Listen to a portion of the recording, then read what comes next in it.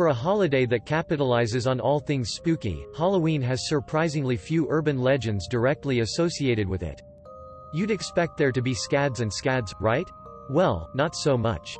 But even though there may not be many Halloween urban legends, the ones that do exist are incredibly persistent. All these urban legends can be discarded with a quick Google search. However, it's kind of fascinating how these Halloween urban legends just keep getting passed down, generation to generation. These are 13 Halloween urban legends that refuse to die. Number 13, Halloween Night Gang Initiation. Also fairly recent, this false rumor that started in 2008 involved an email hoax warning people that the Blood Street Gang were holding an initiation on Halloween night requiring them to kill 31 women, one for every day of October. Subsequent versions said the gang initiates had to kill up to 140 women on Halloween. To the relief of women nationwide, it was only a hoax. Number 12. Kill a Pit Bull Day. This is a fairly recent hoax that started in 2012. Emails began circulating, and eventually went viral, claiming that October 31st was not only Halloween, it was also National Kill a Pitbull Sick Day. It urged everyone who owned pit bulls to keep their pets safely locked in their homes, because a group of roving maniacs planned to club, stab, and shoot to death every pit bull in their sight.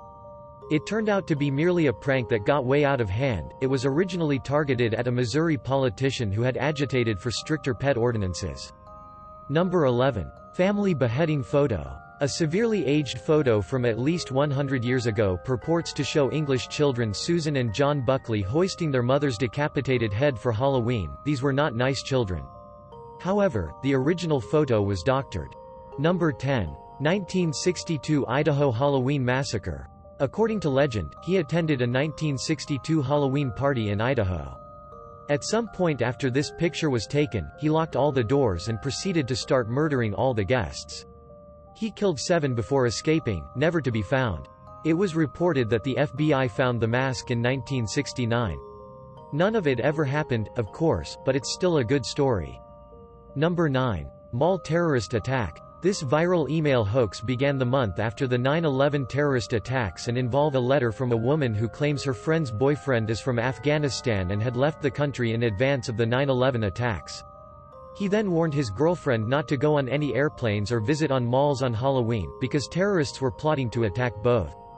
Fortunately, the email was a hoax. Number 8.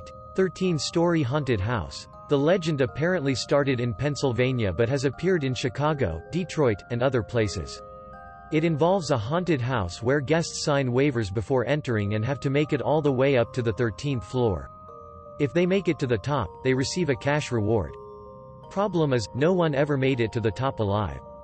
Number 7. Psychic predicts campus murder. This involves famous psychics making TV predictions that a mass murder will take place on an unspecified college campus on Halloween night.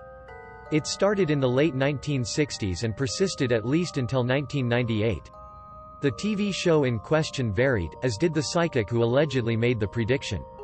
In each case, the rumor was wrong and there were no campus massacres on Halloween.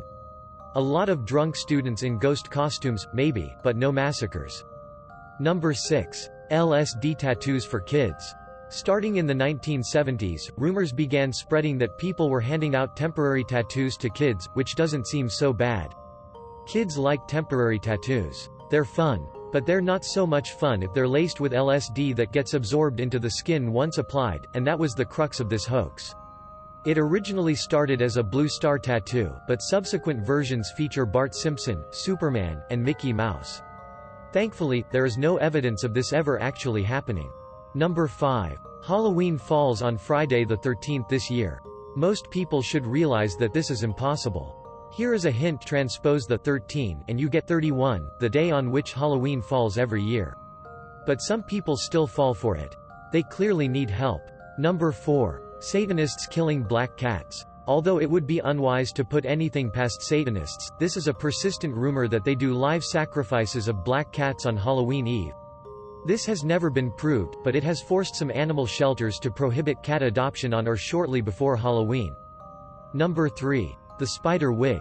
As this tall tale goes, a young girl was rooting around in her grandma's attic seeking a Halloween costume. She chooses a wig and something that looks like a witch's hat and attends a party.